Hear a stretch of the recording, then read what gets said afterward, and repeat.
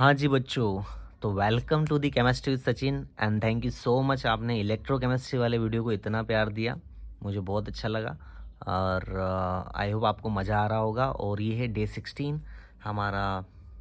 और हमारा जो टारगेट चल रहा है वो मैं फिर से आपको बता दूं कि 5 मई को नीट 2024 की एग्ज़ाम है और उसमें हमें अच्छा परफॉर्म करके आना है और कंसेप्चुअल देखना है चीज़ों को बहुत ही क्लियर तरीके से, और वही मैं चीज़ करने की कोशिश यहाँ पर कर रहा हूँ। ठीक है, तो आज का हमारा जो टॉपिक रहेगा वो है पी ब्लॉक एलिमेंट। हमने एक पी ब्लॉक एलिमेंट का बनाया है, लेकिन वो बेटा क्या है, ग्रुप 13 और ग्रुप 14 से रिलेटेड था। एंड नाउ हम अभी जो है वो पढ़ेंगे, हम आपको दिख भी रहा होगा, ग्रुप 15 टू ग्रुप 18। ठीक है, तो काफ़ी बड़ा चैप्टर है, ज़्यादा क्वेश्चन हो सकते हैं, इसलिए थोड़ा सा आप इसकी स्पीड बढ़ाकर देखिएगा, 1.5 पर देखिएगा, आपको बढ़िया रहेगा, ठीक रहेगा, क्योंकि हमें टाइम वेस्ट भी नहीं करना है। ठीक है, उसका भी ध्यान रखना है। तो चलिए, आपका रिवीजन भी जल्दी से हो जाएगा, तो आपको ये बहुत हेल्पफुल करेगा। डे 16 की बात करते हैं। 16 हमारे जो है वीडियोस हो चुके हैं। आपने कोई सा वीडियो नहीं देखा है पीछे तो आप देख के आइए, आपको बहुत मतलब बेनिफिट होगा उसका। ठीक है, इंस्टेंट किस तरह से क्वेश्चन सॉल्व करते हैं वो कंसेप्ट आपको मिल जाएगा इसमें, वो ट्रिक आपको मिल जाएगी एक्चुअली। चलिए, तो बहरहाल जो भी क्वेश्चन हमने कर रखे हैं, अब हमें शुरुआत करते हैं 16 से। क्वेश्चन पहला, the correct order of acidic strength. यहाँ एसिडिक स्ट्रेंथ देखनी है हमें। तो एसिड क्या होता है, दे गिव H+ आयन। ठीक है, अब यहाँ पर देखिए चार चीज़ें हैं यहाँ पर, HClO, HClO3, HClO2 और HClO और HClO4। मतलब कि 1 ऑक्सीजन, 2 3 4, इस तरह से हम इसको अरेंज करें तो आप देखेंगे बेटा कि ये है HClO, HClO2 और HClO3 और HClO4, है ना। ऑक्सी एसिड से है क्लोरीन के ये, तो सब में एक एक हाइड्रोजन आप देखेंगे। तो अब इसकी एसिडिटी कैसे पता करते हैं, तो एक ब्रोंस्टेड एंड लोरी का कंसेप्ट आता है बेटा। ब्रोंस्टेड लोरी कंसेप्ट वो क्या बोलता है कि जितना ज़्यादा कॉन्जुगेट बेस रहेगा उतना ही वीक कॉन्जुगेट एसिड रहेगा। क्या बोल रहा हूँ मैं, ब्रोंस्टेड लेविस कंसेप्ट से मैं बताना चाह रहा हूँ आपको कि उसका ये कहना था कि जो स्ट्रॉन्ग कॉन्जुगेट बेस होता है ना, उससे क्या बनता है, वीक। ये आपने सबके पता है, स्ट्रॉन्ग कॉन्जुगेट एसिड से क्या बनेगा, वीक कॉन्जुगेट बेस। तो अगर स्ट्रॉन्ग कॉन्जुगेट बेस है तो इसका उल्टा कर दो, कॉन्जुगेट एसिड बनेगा। क्लियर है, याद रहेगा। या स्ट्रॉन्ग कॉन्जुगेट बेस किससे बनता है ना, वीक बेस से। तो मतलब इस तरह की ये चीज़ें, ये आप फिलहाल ये आप ध्यान रखिए यहाँ पर। अगर आपने ये ध्यान रख लिया है तो देखते हैं हम क्या होगा। तो एक रीज़न तो हम ये दे सकते हैं कि अगर स्ट्रॉन्ग कॉन्जुगेट बेस है तो बेस कब बनेगा। जैसे मैं HClO4 को यहाँ पर देखता हूँ तो H हट जाएगा। देखो इसके हम टेट्राहेड्रल स्ट्रक्चर देखें तो ऑक्सीजन, ऑक्सीजन 1 2 3 ऑक्सीजन, और यहाँ H था, यहाँ से गया तो ये। अब इस माइनस चार्ज को, है ना, ये इसकी जो रेजोनेटिंग स्ट्रक्चर है वो ज़्यादा स्टेबल रहेगी, बिकॉज इसका जो चार्ज सेपरेशन है 1 2 3 4 जगह पर आ सकता है। यहाँ देखिए, अगर इसकी स्ट्रक्चर बनाएंगे तो ये 3 जगह पर आएगा, इसकी 2 और इसकी 1 ही, समझ रहे हो। तो एक इसकी वजह से भी ये जो है स्ट्रक्चर स्टेबल नहीं रहेगा। तो सबसे ज़्यादा स्टेबल क्या रहने वाला है, ये वाला बेस ClO4-। अगर मैं देखूँ तो ClO4- जो है वो मोर स्टेबल रहेगा देन इनसे। तो अगर हम इसकी बात करते हैं कॉन्जुगेट बेस की, तो हमें ये समझ में आया। दूसरी एक और रीज़न हम दे सकते हैं कि यहाँ जो क्लोरीन है 1 2 3 4 5 6 और 7 +7 ऑक्सीडेशन स्टेट में, यहाँ जो क्लोरीन है 4 + 5, है ना। अगर आप देख सकते हैं यहाँ पर ClO, यहाँ पे एक माइनस आ जाएगा, ठीक है। और अगर हम इसकी बनाना चाहें तो 2 ऑक्सीजन और है, बचा हुआ क्या है हमारा, लोन पेयर है। तो 1 2 3 4 5, तो यहाँ +5 है क्लोरीन, यहाँ पर वैसे ही +3 और यहाँ पर +1 है। तो हाईएस्ट ऑक्सीडेशन स्टेट क्या है यहाँ पर, +7 है। +7 क्लोरीन की होने की वजह से भी ये क्या है, यहाँ पर स्ट्रॉन्ग एसिड है। ठीक है, हाईएस्ट ऑक्सीडेशन स्टेट है। तो इस तरह से हम करते हैं मतलब इसका क्वेश्चन। तो आंसर देखते हैं हम। सबसे ज़्यादा अगर ये स्ट्रॉन्ग है, जब जो स्टेबल है बेस, कॉन्जुगेट बेस यदि स्टेबल है तो वही उसका क्या हो जाएगा, स्ट्रॉन्ग एसिड की तरह बिहेव करेगा, उसकी एसिडिक स्ट्रेंथ ज़्यादा हो जाएगी। ठीक है, क्यों, क्योंकि वो H+ को इजीली दे देगा। तो अगर हम देखें तो यही का यही ऑर्डर हमारा आएगा कि सबसे ज़्यादा जो एसिडिक है स्ट्रेन की हम बात करते हैं वो सबसे ज़्यादा एसिडिक कौन रहने वाला है, HClO4। तो HClO, HClO2, HClO3 और HClO4 यही। तो अगर हम स्ट्रॉन्गेस्ट बेस की बात, स्ट्रॉन्गेस्ट एसिड की बात करें तो स्ट्रॉन्गेस्ट एसिड है हमारे पास यहाँ पर HClO4। थोड़ा सा कंसेप्ट में टाइम लगेगा बट आपको मज़ा आएगा बेटा, ठीक है, समझ में आया आपको। तो बोल सकते हैं कि HClO4 is the strongest acid and एक चीज़ और बोल सकते हैं, it has highest oxidation state, है ना, किसकी है, क्लोरीन की, +7 है। और क्या बताया मैंने आपको, कॉन्जुगेट बेस के बारे में बताया। तो conjugate base is an resonance stabilised, ये रेजोनेंस स्टेबलाइज्ड है, कभी यहाँ माइनस चार्ज, कभी यहाँ, कभी यहाँ, कभी यहाँ, है ना। तो इस वजह से ये रेजोनेंस स्टेबलाइज्ड स्ट्रक्चर है। तो ये ज़्यादा स्टेबल एट में CH+ ईजिली दे देगा, ये थोड़ा कम स्टेबल है, और जो ईजिली दे देता है वही एसिड होता है। इससे ये समझ में नहीं आया, इससे ये आया कि बेटा इससे क्वेश्चन और भी सारे बन सकते हैं, ऑक्सी एसिड से क्वेश्चन बनते हैं और भी, हम देखेंगे आगे। चलिए नेक्स्ट क्वेश्चन भी वापस से ऑक्सी एसिड्स का ही आ गया, लेकिन ये फॉस्फोरस क्या है। Which is the correct statement for the given acids, ठीक है। फॉस्फेनिक एसिड इज ए मोनोप्रोटिक, फॉस्फेनिक को हम लिख लेते हैं, फॉस्फेनिक का जो फार्मूला है अगर आपने पढ़ा होगा तो H3PO2, और फॉस्फोनिक का है H3PO3, ठीक है। अगर स्ट्रक्चर की हम बात करें यहाँ पर तो स्ट्रक्चर भी हम देख सकते हैं बच्चों। तो स्ट्रक्चर की अगर हम बात करें तो P यहाँ पर भी टेट्राहेड्रल स्ट्रक्चर रहेगी, ऑक्सीजन, और एक हमेशा जो है ऑक्सीजन के पास हाइड्रोजन है, एंड देन 2 फिर हाइड्रोजन हमारे पास मिल जाएगा, 1 2 3 हाइड्रोजन। यहाँ पर भी 3 हाइड्रोजन और 3 ऑक्सीजन है। तो देखो एक ऑक्सीजन तो यहाँ पर इस तरह से ऐड कर दिया जाए, फिर यहाँ ऑक्सीजन आएगा और यहाँ ऑक्सीजन आएगा, तो बेटा इन दोनों ऑक्सीजन के पास हाइड्रोजन तो रहेगा ही रहेगा, और बाकी बचा हुआ क्या है, एक हाइड्रोजन। इस तरह से ये +5 ऑक्सीडेशन स्टेट में रहता है। अब आप देखिएगा यहाँ पर कि प्रोटिक किसको बोलते हैं, प्रोटिक कब होगा, है ना, क्योंकि इसने लिख रखा है monoprotic, diprotic, diprotic, monoprotic. Monoprotic मतलब यहाँ से हाइड्रोजन निकल जाए। तो देखो ये इस स्ट्रक्चर को देखिए आप, फॉस्फेनिक एसिड को देखिए, तो यहाँ पर सिर्फ एक ही है जो प्रोटॉन बन सकता है, मतलब H+ जा सकता है, क्योंकि ऑक्सीजन के साथ है, ये नहीं जा सकते हैं, ठीक है, क्योंकि ये फॉस्फोरस के साथ में। तो ऑक्सीजन के साथ यहाँ एक ही है, और यहाँ पर ऑक्सीजन के साथ कितने हैं, 2 हैं। ये हो गया मोनोप्रोटिक, मतलब एक ही हाइड्रोजन जा सकता है, और ये हो गया डायप्रोटिक। तो पहला ही आंसर हमारा सही है, करेक्ट है, कि फॉस्फेनिक एसिड इज ए मोनोप्रोटिक। देखो आप स्ट्रक्चर से पता चल गया, and phosphonic acid is a diprotic, यहाँ से पता चल गया, एंड हमारा फर्स्ट ऑप्शन सही है, ठीक। नेक्स्ट, ये तो बहुत सिंपल होते हैं, है ना।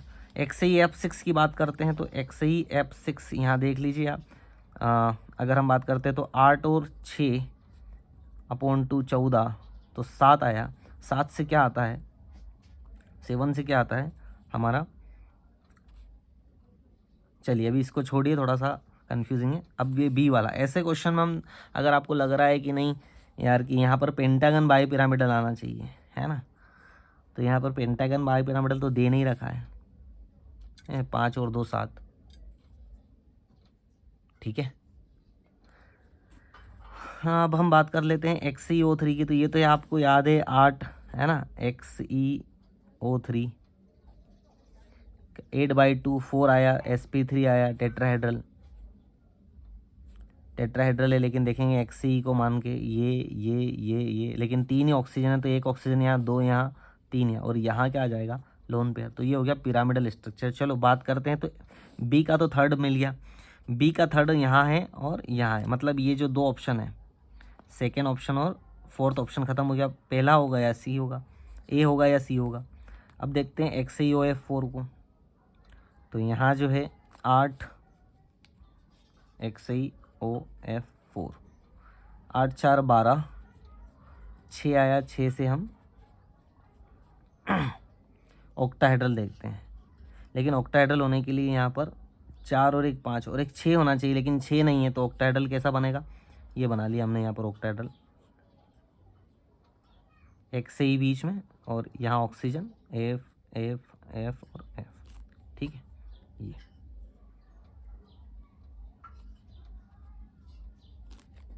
तो ये हो गया स्क्वायर पिरामिडल। तो यहाँ देखो स्क्वायर पिरामिडल है क्या, ये रहा चौथा, सी का चौथा यहाँ पर आना चाहिए। तो देखते हैं सी का यहाँ पर फर्स्ट है और सी का यहाँ पर फोर्थ है, तो आंसर हमारा आ जाएगा सी वाला, अब ऑटोमेटिकली मिल गया, देखो ए का 1 ही है। यह डिस्टोर्टेड ऑक्टाहेड्रल था, है ना, पेंटागन बाइपिरामिडल नहीं, डिस्टोर्टेड था क्योंकि यहाँ पर 6 ही है ना, 7 होने चाहिए थे यहाँ पर, 6 है। और XAE-F4 ये तो आपको पता है 8 4 12 6, तो स्क्वायर प्लेनर है ना। XAE-F4 के स्ट्रक्चर में आपको बता देता हूँ, यही थी XAE-F और स्क्वायर प्लेनर, ठीक। ये इससे बन गया और ये हमने जोड़ी बना दी, मैच द फॉलोइंग। बस स्ट्रक्चर आपको आने चाहिए, है ना। इसमें आपको हेल्प करता है केमिकल बॉन्डिंग, अगर केमिकल बॉन्डिंग आपने अच्छे से कर रखा है तो आपको बढ़िया।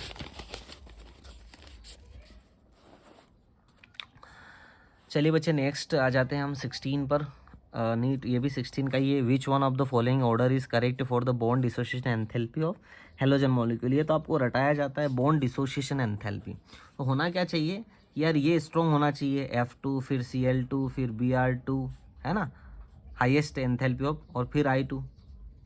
लेकिन होता क्या है एक्चुअली, ये जो होता है ना F और F, इसकी साइज़ बहुत छोटी होती है। साइज़ बहुत छोटी होने के कारण यहाँ पर मैक्सिमम रिपल्शन शो करता है। मैक्सिमम रिपल्शन शो करता है, इसकी वजह से ये बॉन्ड वीक हो जाता है, और वीक होने की वजह से ये ब्रेक जल्दी हो जाता है। तो इसकी बॉन्ड डिसोसिएशन एंथैल्पी हाई होने की बजाय ये क्या हो जाती है, लो हो जाती है। और कितनी लो हो जाती है ना, तो वो पीछे चली जाती है। तो अब बचा क्या, फर्स्ट नंबर पे क्लोरीन, फिर ब्रोमीन, और यहाँ आ जाती है हमारे पास थर्ड नंबर पर F2 एंड फोर्थ नंबर पर। तो ये ऑप्शन देख लीजिए आप, पहले नंबर पर क्लोरीन क्या है, यही ऑप्शन है जिस पर पहले नंबर पर क्लोरीन है। तो एक तो ऐसे भी हो सकता था, फिर देखेंगे ब्रोमीन भी है, ओके, फिर फ्लोरीन, और इस तरह से आंसर होता, ठीक है। When copper is heated concentrate HNO3 is it produces, ये रिएक्शन से क्वेश्चन आ गया आपका, है ना। और इसका जस्ट आंसर क्या है हमारे पास, अगर हम देखें तो अगर कॉपर हीट करते हैं हम कंसनट्रेट HNO3 से, तो हमें क्या क्या मिलता है, तो कॉपर नाइट्रेट मिलेगा, सही बात है, ठीक है। तो सब में कॉपर नाइट्रेट है। उसके बाद में क्या मिलेगा हमारे पास, NO2 मिलेगा, और फिर H2O मिलेगा। तो देख लीजिए आप NO2 और H2 किस में, NO नहीं मिलेगा, ये हो ही नहीं सकता, N2O भी नहीं मिलेगा, NO भी नहीं मिलेगा, बचा NO2, H2 गिवन नहीं है, कोई बात नहीं, बट NO2 तो है। तो ये आंसर हमारे पास आ जाएगा कि कॉपर नाइट्रेट मिलेगा और NO2 मिलेगा, ठीक। Next question, hot concentrate sulphuric acid is mandatory strong oxidising agent which of the following reaction does not show oxidising behaviour. कौन सी रिएक्शन है जो ऑक्सीडाइजिंग बिहेवियर शो नहीं कर रही है।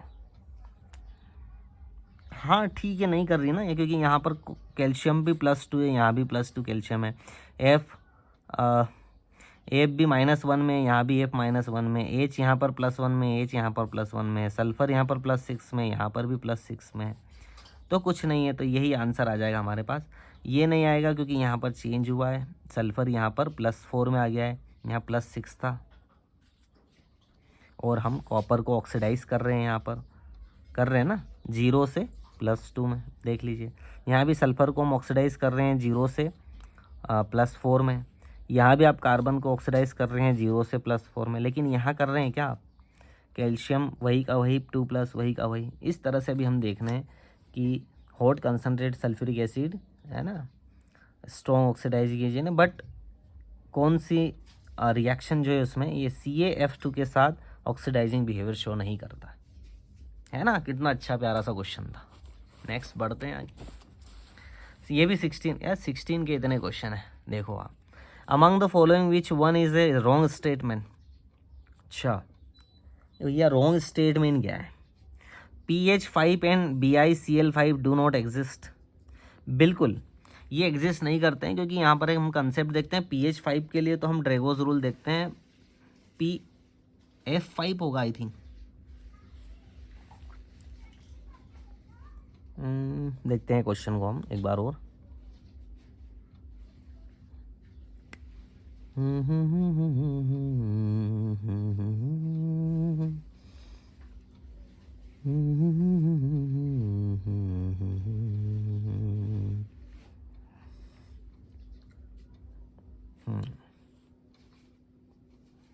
हाँ PH ही 5 है, F नहीं है, PH5 ही है ना। ड्रेगोज रूल अगर आपने पढ़ा हो, ड्रेगोज रूल की वजह से ये नहीं बन पाएगा, क्योंकि इसकी हाइड्रोजन जो है ना, हाइड्रोजन इसकी बहुत ही लो इलेक्ट्रोनेगेटिविटी होती है ना। और इसकी वजह से क्या होता है कि जो ये फास्फोरस है ना, इनमें कॉन्ट्रैक्शन होता है इनके डी ऑर्बिटल्स में, है ना। तो हाइब्रिडाइज्ड ऑर्बिटल बनते ही नहीं है, मतलब हाइब्रिडाइजेशन होता ही नहीं है, तो ये ड्रेगोज रूल हो गया। और दूसरा है BiCl5, तो ये तो आपको पता ही है, ये तो आप अगर आपने ड्रेगो नहीं भी पढ़ा है लेकिन BiCl5 तो पढ़ा है ना। तो BiCl5 में हम इनर्ट पेयर इफेक्ट की बात करते हैं। इनर्ट पेयर इफेक्ट आपको याद है, Bi कहाँ आता है, न पे अस्से सेब बी, है ना, नाइट्रोजन के लास्ट में। तो ये जो लास्ट है ये Cl5 नहीं करते हुए BiCl3 करेगा, है ना। मतलब अपनी ऑक्सीडेशन स्टेट +5 से, मतलब मैक्सिमम ऑक्सीडेशन स्टेट से कम करेगा, तो BiCl3 ज़्यादा स्टेबल रहेगा किससे, BiCl5 से, तो एग्जिस्ट नहीं करेगा। बिल्कुल ये बात तो सही, लेकिन हमें क्या देखना है, रोंग देखना है। P pi D pi bond are present in SO2, बिल्कुल होंगे ना, S और O। S में D पाई होगा और ऑक्सीजन का P पाई, D पाई P पाई बॉन्डिंग होगी, बिल्कुल है, तो ये भी सही है। अब देखते हैं ACF4 एंड CH4 है सेम सेम। ACF4 ये क्या होता है, O से टेप्पो, है ना, मतलब ऑक्सीजन फैमिली में आता है सेलेनियम, तो ऑक्सीजन फैमिली में 6 आएगा इसका, और फिर 4, तो ये आ जाएगा 10। लेकिन कॉपर CH4 में कितना आएगा, 4 + 4 8, मतलब ये आ जाता है यहाँ पर 4, ये आ जाता है 5, तो ये हो जाता है sp3d और ये आ जाता है sp3। तो शेप टेट्राहेड्रल है। और यहाँ पर क्या है, ACF4 में TBP होना चाहिए, लेकिन TBP चूँकि यहाँ पर एक लोन पेयर है तो हम देखेंगे TBP बना के बनता है कि नहीं। F4 है तो ये 4 F को 1 2 3 4, ये लोन पेयर बन जाए, ये बेटा शीशा हो जाएगा, नहीं, हाँ शीशा हो जाएगा, ये अगर इसको उल्टा कर देते तो शीशा हो जाएगा, है ना। और ये हमारा बन गया sp3 है, तो है ना। तो इन दोनों का शेप सेम नहीं है, बिल्कुल यही रॉन्ग स्टेटमेंट था, लेकिन क्या बोला था, हैव सेम शेप, ये आंसर ही खत्म हो गया हमारा। I3+ हैज़ बेंट ज्योमेट्री, बिल्कुल I को हम 7 मान लेते हैं अभी, और 2 I है इसलिए मोनोवेलेंट एटम 2, और एक प्लस है मतलब एक माइनस कर देंगे अपॉन 2। 7 to 9 - 2 8/2 क्या हो जाएगा 4 से बेंट ज्योमेट्री आ सकती है ना, क्योंकि टेट्राहेड्रल बनेगा और 2 लोन पेयर आ जाएंगे। कुछ ऐसा समझ तो आ रहा है ना, कुछ कीचड़ विचड़ तो नहीं होगा ना, ध्यान से साथ में चलते रहना मेरे, है ना। थोड़ी सी मैंने जगह कम रखी, इट वॉज माई फॉल्ट, और नेक्स्ट टाइम ऐसा होगा नहीं, ठीक है। मैंने सोचा समझा दूंगा, बट समझाते समझाते बहुत ज़्यादा डीप चला गया। चलो अब जल्दी करते हैं थोड़ा सा। अच्छा, ये बहुत प्यारा क्वेश्चन आ गया, ये इंटर हेलोजन कंपाउंड से, और इनमें भी शेप की बात की। देखो शेप, ये केमिकल बॉन्डिंग कितना बढ़िया, ये किस तरह का है, ClF, आपको याद है इसका एग्जाम्पल हम देखें, ClF3 ClF5, है ना, याद आया कुछ, क्या नहीं आया भाई, याद आया कि नहीं आया, यहाँ मैं गलत कर रहा था। IF7, इनका शेप भी आपको पता होगा, ये लीनियर होता है, ए बेटा, ए लीनियर कहाँ पहुँच जाएगा, 3rd नंबर पर। ए का 3rd कौन सा है, ये है, मतलब ये दोनों तो गायब हो गए। बी देखेंगे हम, बी है ClF3, यहाँ पर T शेप होगा, तो बी का पहला T शेप, यहाँ पर 4th दे रखा है इसलिए ये भी नहीं होगा, तो यही आंसर आ जाएगा, बाकी देखने की ज़रूरत नहीं है आप। IF7 से पेंटागन बाइपिरामिडल देख लीजिए आप, डी का सेकेंड, तो डी का सेकेंड है। सी का ClF5, 5 7 5 12 में 6 गए तो स्क्वायर पिरामिडल, 4th आएगा सी का, है ना। तो सी का 4th, डी का पेंटागन बाइपिरामिडल, सब हमने मैच कर दिया बहुत अच्छे तरीके से, है ना। शेप तो आपको याद ही होगी, मतलब ऐसे ही बनाना भी याद होनी चाहिए। चलिए चलते हैं आगे, बढ़ते हैं आगे। In which pair of ions both the species contain S S bond, तो हम देख लेते हैं इनकी S4O6 की बना के देखते हैं, S4O6 की, है ना। तो अगर आपने बनाई होगी तो सल्फ़र यहाँ पर 6 ऑक्सीडेशन स्टेट में पहले तो लेके आ जाओ, और फिर यहाँ पर S4 है ना, तो एक S और एक S, और फिर S, और इस S को फिर से हम क्या कर देते हैं, ये इस तरह की ज्योमेट्री होती है, और ये दोनों ऑक्सीजन 2- है, तो इस पे माइनस, इस पे माइनस, तो S4O6 तो है बेटा SS बॉन्ड वाला, ठीक है। लेकिन H2O3 है कि नहीं है, H2O3 O3, अच्छा ये टेट्राहेड्रल हो जाएगी है ना, ये इसकी स्ट्रक्चर ऐसी हो जाएगी। ऑक्सीजन H2O3 2 माइनस है ना, तो एक ऑक्सीजन डबल, बाकी जो ऑक्सीजन है 2 उस पर माइनस माइनस, तभी वो O2 माइनस होगा, और बाकी जो बचा हुआ है ऐसे वो। यस, इसमें भी एस बॉन्ड है और इसमें भी एस बॉन्ड, मतलब आंसर हमारा यही हो जाएगा। लेकिन अगर हम देखें तो और क्या बच गया, H2O7 H2O7, तो 1 2 3 4 5 6 ऑक्सीजन तो ऐसी लग जाएगी, और बची हुई क्या है हमारे पास यहाँ पर, तो एक ऑक्सीजन यहाँ, तो ये SOS बॉन्ड। अगर पूछ ले आपसे SOS तो फिर आपका आता H2O7, ठीक है, यहाँ माइनस 4, ये double bond double bond double bond double bond. Okay, एक और कौन सा रह गया, H2O8, एक ऑक्सीजन और बढ़ा दो तो यहाँ क्या हो जाएगा, ऑक्सीजन ऑक्सीजन और एस। पर ऑक्साइड बॉन्ड की अगर पूछे आपसे तो H2O8 में है ना, बाकी सेम स्ट्रक्चर है वही, तो स्ट्रक्चर का बहुत ध्यान रखना पड़ता है। Next, the correct order of an compounds in its decreasing order of oxidation state. निकाल लो भैया, HNO3 का निकाल लो। 3 2 जा 6, 6 में से एक गया तो 5, नाइट्रोजन यहाँ पर क्या है 5 में, NO ऑक्सीजन का 2 है तो नाइट्रोजन यहाँ पर +2 है, नाइट्रोजन N2 है तो यहाँ नाइट्रोजन 0 है, NH4 Cl हटा दो, प्लस चले जान दो है ना, X इसका निकालेंगे 4 और 3, अगर इसको माइनस करते हैं तो -3, 4 में से एक गया तो 3 और 3 उधर जाएगा तो -3, तो जमी गई यार। ये तो क्या लिखना था, डिक्रीजिंग ऑर्डर लिखना था। डिक्रीजिंग ऑर्डर तो सही है, 5 से 2, 2 से 0, 0 से -1, तो ये कौन सा है, HNO3 NO N2, ये पहला ही ऑप्शन हमारा सही हो गया। अगर इंक्रीजिंग बोलते तो रिवर्स हो जाता, जैसे ये वाला ऑर्डर, अगर इंक्रीजिंग बोलते तो ये, इंक्रीजिंग बोलते तो ये वाला ऑर्डर। ऐसे इंक्रीजिंग डिक्रीजिंग में भी कंफ्यूज नहीं होना है बेटा, समझ आया। चलिए आगे बढ़ते हैं। Next question 11, which of the following statement is not true for halogens. All are oxidising agent, हो ही नहीं सकता, फ्लोरीन ऑक्सीडाइजिंग एजेंट नहीं हो सकता क्योंकि हमेशा ऑलवेज माइनस में रहेगा। ऑक्सीडाइजिंग एजेंट क्या करते हैं, oxidise other and reduce itself. कहाँ रिड्यूस होगा ये, -1 से कहाँ रिड्यूस होगा, इधर 0 आ सकता है क्या, नहीं आएगा, ये रिड्यूस ही नहीं हो सकता ना, तो ऑल ऑक्सीडाइजिंग एजेंट नहीं हो सकते, तो फ्लोरीन नहीं हो सकता ऑक्सीडाइजिंग एजेंट, तो हमेशा रिड्यूसिंग एजेंट ही रहेगा, ठीक है।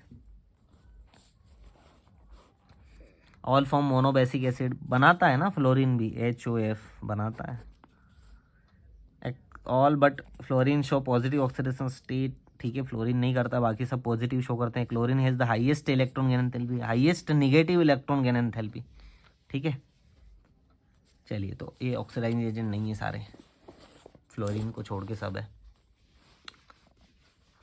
नेक्स्ट मैच करना है फिर से, ठीक है। हेबर प्रोसेस में क्या बनता है, तो रटाई दिया जाता है आपको, हेबर प्रोसेस में अमोनिया बनती है, तो बी का थर्ड कहाँ है, बी का थर्ड एक ही ऑप्शन सही है और वही भी डायरेक्ट सही है। बी में देखो एक भी थर्ड नहीं है, एक ही है, ऐसे भी आंसर हो सकता है। आपको हेबर नहीं आता, कॉन्टैक्ट तो आता है ना, कॉन्टैक्ट में सल्फ्यूरिक एसिड है, तो सल्फ्यूरिक एसिड कॉन्टैक्ट का क्या जाएगा, सेकेंड, तो सी का सेकेंड ये यहाँ पर थे, लेकिन इसमें फिर ये भी आ जाता सेकेंड, तो फिर आपको देखना पड़ता। नेक्स्ट, तो प्योर नाइट्रोजन यहाँ पर नाइट्रोजन सोडियम एजाइड से मिलता है, बेरियम एजाइड से, और जो डीकन्स प्रोसेस है वो क्लोरीन से मिलती है, तो डी का फर्स्ट, यही सही आंसर आ जाए हमारे पास, ठीक है। ये अभी याद रखना है, ये ऐसे भी आ सकते हैं क्वेश्चन, है ना।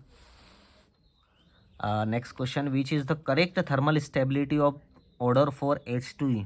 करेक्ट थर्मल स्टेबिलिटी, क्या थर्मल स्टेबिलिटी की बात करें, हमें पता ही है कि H2O की स्टेबिलिटी हाइड्रोजन बॉन्डिंग की वजह से ज़्यादा ही होगी थर्मली, और जैसे जैसे साइज बढ़ता जाता है, अगर हम थर्मल स्टेबिलिटी की बात करें तो thermal stability decreases the size of the central atom increases, तो size of the central atom क्या है हमारे पास, O से T, साइज ऑफ द, इनका साइज बढ़ रहा है डिक्रीजिंग में, है ना, मतलब down the group size increase हो रहा है। अब मैंने क्या बोला कि जब भी सेंट्रल एटम और हमारे पास क्या क्या है, PO है, T है, S है, O है, इनका बढ़ता जाएगा तो थर्मल स्टेबिलिटी क्या होगी, कम होती जाएगी। तो ऑब्वियसली बात है कि ज़्यादा किसकी होगी, ऑक्सीजन की होगी, तो यहाँ PO S है, यहाँ पर ऑक्सीजन है, तो यही ज़्यादा होगा, यही आंसर आएगा हमारा। अब फिर चेक कर लेते हैं, ऑक्सीजन के बाद सल्फर, सेलेनियम, टेलेरियम, उल्टा कर दिया ऑर्डर हमने, समझ गए। तो थर्मल स्टेबिलिटी, ठीक है, inversely proportional to the size of central atom. Size बढ़ती जाएगी, थर्मल स्टेबिलिटी कम होती जाएगी। ये कंसेप्ट हमारे पास आ गया इन केस ऑफ है ना हाइड्राइड्स के। आगे बढ़े। विच of the following oxo acids of sulphur, ये किस तरह का लिंकेज, अभी मैंने बताया ना पर ऑक्साइड, और पहले ही H2S2O8 पर ऑक्सो वर्ड ही आ गया, मतलब इसी में है पर ऑक्साइड, कहीं जाने की ज़रूरत ही नहीं है यार। लेकिन फिर भी मैं आपको अगर बताना चाहूँ कि पर H2S2O8 कैसे बनेगा, तो वही मैं बता रहा था आपको, ऑक्सीजन ऑक्सीजन और फिर S, ठीक है। यहाँ डबल बॉन्ड हो, डबल बॉन्ड, अभी मैंने बता दी वैसे स्ट्रक्चर ही है ना। और यहाँ बचा O, यहाँ बचा O, ये माइनस माइनस था, लेकिन अभी क्या है H2 है, एक H यहाँ लगा देंगे, H इसी में है पर ऑक्साइड बॉन्ड, बाकी किसी में भी नहीं है, ठीक है, बाकी किसी में भी नहीं है ना। तो H2SO3 इसमें भी नहीं है, H2SO4 इसमें भी नहीं है। क्लियर हुई बात यहाँ तक, ठीक है। चलिए, तो नीट 2020 में यहाँ पर 2020 वाला क्वेश्चन आया था। तो अभी भी क्वेश्चन काफ़ी सारे रहे हैं, सो आराम से आप पढ़िएगा इसमें। फिर से मैच द कॉलिंग आ गया और उसी स्ट्रक्चर की बात यहाँ पर कर रहे हैं। तो देखेंगे हम XCF2 यहाँ पर है ना, तो इसकी अगर स्ट्रक्चर हम देखें तो लीनियर आएगी। हमें पता है 8 + 2 5 और 2 और यहाँ 5 आ जाएगा, 5 से आ जाता है हमारे पास TBP, और TBP ऐसा होता है XC, ठीक है। ये हम देखते हैं यहाँ एप और यहाँ एप लटका देते हैं ऊपर नीचे, और यहाँ आ जाता है लोन पेयर। ये हो गया हमारे पास लीनियर। तो देखते हैं लीनियर कहाँ है, सेकेंड, तो फर्स्ट का सेकेंड यहाँ है, और फर्स्ट का तो सेकेंड सब में है यार, कंफ्यूज हो गए। आगे बढ़े, XCF4 अभी हमने देखा इसको, XCF4 को है ना। तो यहाँ पर स्क्वायर प्लेनर आएगा 1, सेकेंड का 1 किस किस में, यहाँ है और यहाँ है। XCF4 ऐसा होता है ना, स्क्वायर प्लेनर, ठीक है, स्क्वायर प्लेनर है। तो स्क्वायर प्लेनर कॉम्प्लेक्स ये रहा 1 1 स्क्वायर प्लेनर है। तो 2 हो सकता है। अब आगे बढ़ते हैं थर्ड में, XCO3 अभी हमने देखा, XCO3 कैसा होता है, पिरामिडल, अभी तो देखा था हमने इसी में लेक्चर में, याद आया। तो पिरामिडल में कर दो तो थर्ड का फोर्थ, अब थर्ड का थर्ड नहीं हो, थर्ड का फोर्थ है, मतलब ये ऑप्शन हमारा क्या है, सही है। ये थोड़ी स्ट्रेटजी दिमाग में काम करनी होगी, मतलब बार बार ऑप्शन को देखना होगा, काटना होगा कि क्या चल रहा है, क्या चल रहा है ना। Next 21, noble gases are named because of their inertness towards reactivity. Identify an incorrect statement about them. कौन सा इनकरेक्ट स्टेटमेंट है। Noble gases are sparingly soluble in water, correct, ठीक है, स्पेरिंगली होती है, कम होती है ना, हीलियम आपने देखा होगा। Noble gases have very high melting and boiling point, यही है इनकरेक्ट, है ना। हाई मेल्टिंग पॉइंट और बॉइलिंग पॉइंट का मतलब समझते हैं। हाई मेल्टिंग पॉइंट मतलब क्या, गैसेज है वो, तो क्या मेल्ट होगी, वो तो मेल्ट ही है, कहाँ हाई मेल्टिंग पॉइंट हो जाएगा, यही आपका खेल ख़त्म हो जाता है। वीक डिस्पर्जन फोर्सेस होते हैं। Noble gases have large positive values of electron gain enthalpy, बिल्कुल बिल्कुल होती है। ऑक्टेट कंप्लीट होता है ना, चाहिए नहीं उन्हें तो लार्ज होगा ही सही। स्टेटमेंट वाइज क्वेश्चन 21 से शुरू हुए हैं, 21, 22 और 23 तीनों में भी आए हुए हैं, तो देखिएगा, ध्यान से पढ़िएगा इसको। Acidic strength increase in the order given us HF, HCl, HBr, HI, बिल्कुल हम साइज बढ़ता जाता है, ठीक है। तो साइज जैसे ये फ्लोरीन का है, फिर क्लोरीन का है, ब्रोमीन का, और फिर आयोडीन का है ना। तो यहाँ थोड़ा सा वीक फोर्स ऑफ अट्रैक्शन रहता है ना, H और इनके बीच में, आयोडीन के, तो ये ईजिली दे देता है, ये बात तो सही है। As the size of the element fluorine, chlorine, bromine I increases down the group, the bond strength of HF, HCl, HBr and HI decreases, बिल्कुल ये भी बात सही। बॉन्ड स्ट्रेंथ क्या होगी यहाँ पर, डिक्रीज हो गई है। And so the acidic strength increases in the light, ठीक है। Both 1 and 2, both statement 1 and statement second are true, okay. चलिए, यहाँ तक समझ में आ गया, कोई देखने की ज़रूरत नहीं थी, बहुत सिंपल सा क्वेश्चन था, है ना। यहीं पर मैंने आपको समझा भी दिया है हाइड्रोजन एड है किस तरह से, ठीक।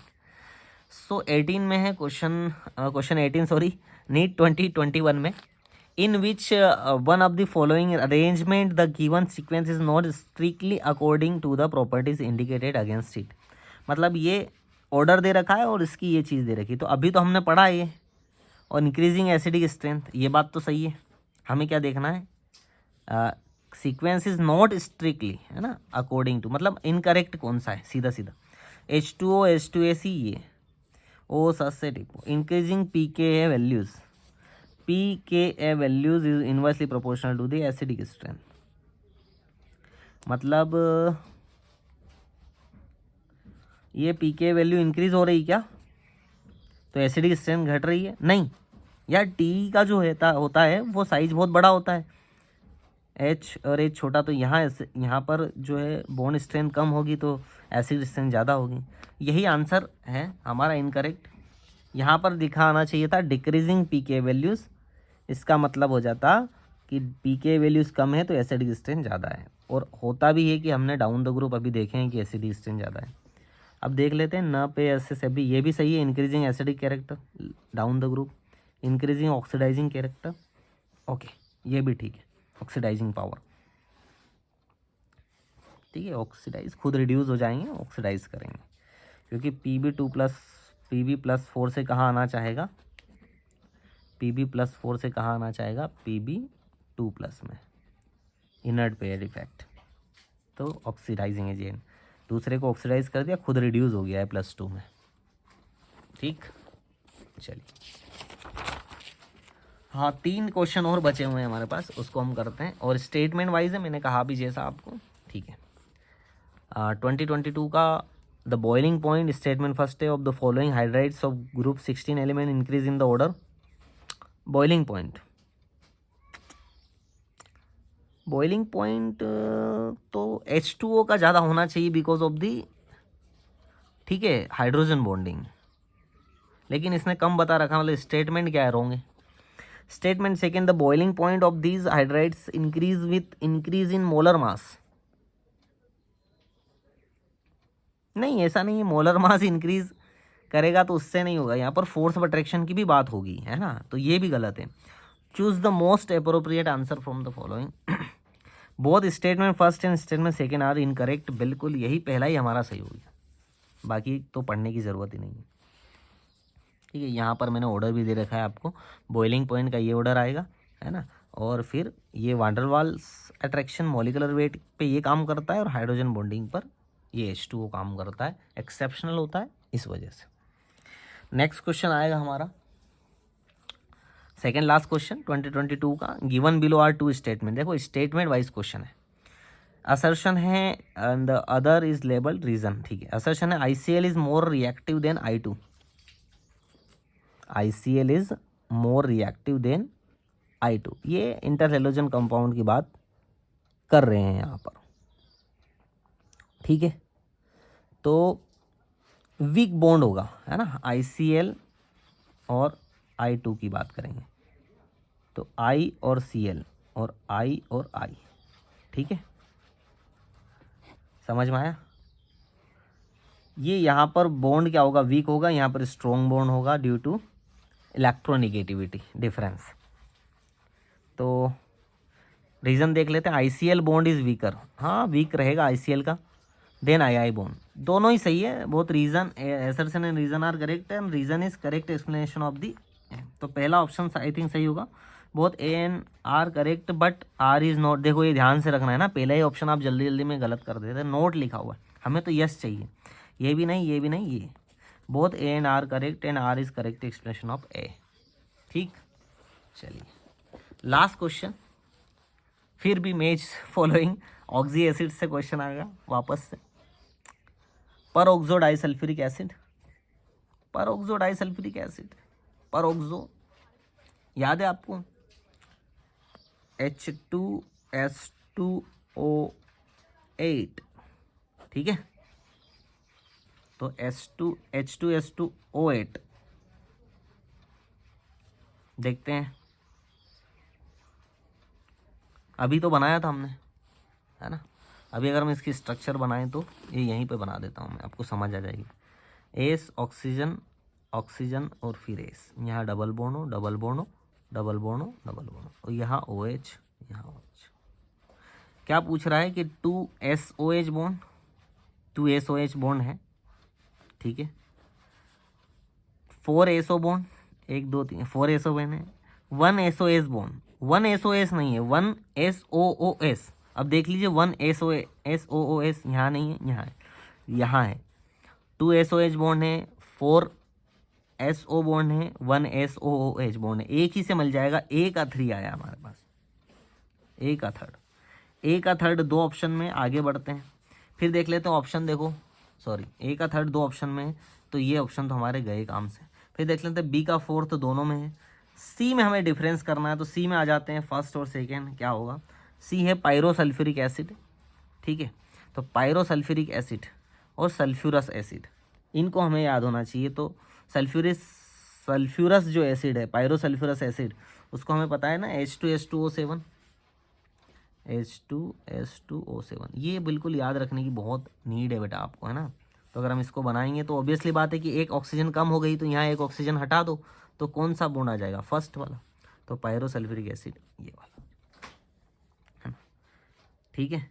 सल्फ्यूरस और सल्फ्यूरिक ऐसे भी कर सकते थे, आपको नहीं पता होता तो। सल्फ्यूरस और सल्फ्यूरिक एसिड, है ना, ये कैसे होते हैं, है ना, कि ये टेट्राहेड्रल होते हैं, मतलब 2 इसमें सल्फर नहीं होंगे, है ना, ये 2 सल्फर नहीं होंगे, एक ही सल्फर होगा ओनली। तो भी हम देखेंगे कि ये वाली जो कंडीशन है ये सिर्फ यहीं लागू होती है। अब देख लेते हैं सल्फ्यूरिक एसिड में, तो फोर्थ है सल्फ्यूरिक एसिड का, तो 2SO बॉन्ड, है ना, और ये बच जाएगा तो D सेकेंड। तो C का फर्स्ट, यही हमारा आंसर होगा, C का फर्स्ट, ठीक है। इस तरह से क्वेश्चन थे ऑक्सी एसिड्स के, और ये हमारा P ब्लॉक का द एंड होता है। और काफ़ी हमने बहुत सारे क्वेश्चन, मतलब 21 क्वेश्चन कर लिए बेटा, और इसमें अच्छे कंसेप्ट भी देखे, चीज़ों को हमने समझा, सोचा और जाना, और आपको ये बहुत फ़ायदा देगा बेटा ये चीज़, है ना। तो प्लीज़ यार शेयर कीजिए अपने जैसे कलीग को, थोड़ा उसका फ़ायदा हो जाए। थोड़ी स्पीड में देखिएगा, टाइम हमारा कम लगे, है ना।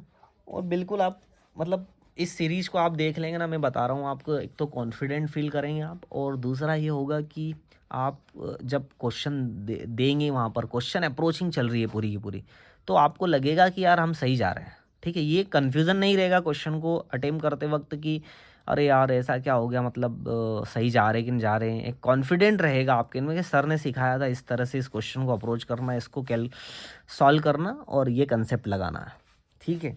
तो काफ़ी सारी इस चैप्टर में अगर हम समरी की बात करें तो काफ़ी स्ट्रक्चर की बात हुई है ना। वेस्पर थ्योरी काफ़ी लगी हुई है यहाँ पर, और ऑक्सी एसिड्स की यहाँ पर काफ़ी बात हुई है, और ऑर्डर्स की बात हुई है, रिएक्शन भी हमें देखने को मिली है। तो काफ़ी सारा एक कंक्लूड पार्ट आपके माइंड में है कि P ब्लॉक से जो आना चाहिए 15 से 18 के बीच में, तो काफ़ी सारी चीज़ें सब आ सकता है, बिल्कुल ठीक है बेटा। तो मज़ा आया, आपको मज़ा आया होगा तो फिर लाइक कर दीजिएगा, शेयर कर दीजिएगा, कमेंट्स भी कीजिएगा कि यार हमें मज़ा आया सर, ठीक है बेटा। ओके, तो देखते रहिए और मैं बनाता रहूँगा, आप देखते रहिए। चलिए ठीक है, बाय बाय।